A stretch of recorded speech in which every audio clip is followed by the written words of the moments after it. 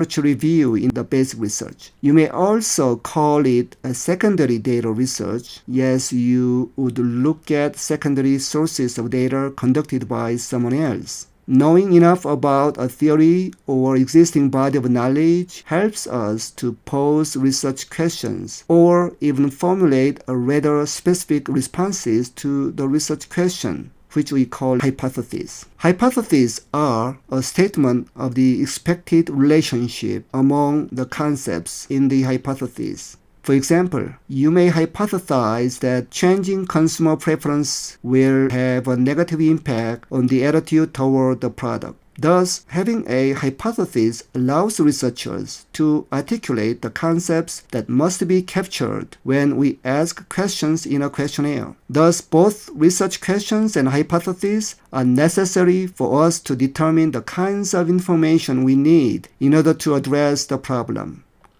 One question often asked is, what is the difference between research question and hypothesis? Well, there is not much difference between the two, except that we use the term hypothesis if we have a specific direction regarding the relationship between the concepts. In this case, we would state the relationship clearly as follows. Changing consumer preference will have a negative impact on attitude towards the product. When we do not have specific expectations due to the lack of sufficient rationale to support it, we call it a research question and would state it in a form of question, as in, how will changing consumer behavior influence their attitudes toward the product? Do you see the difference? In sum, developing an approach to the problem involves doing a literature review or background research, and formulating research questions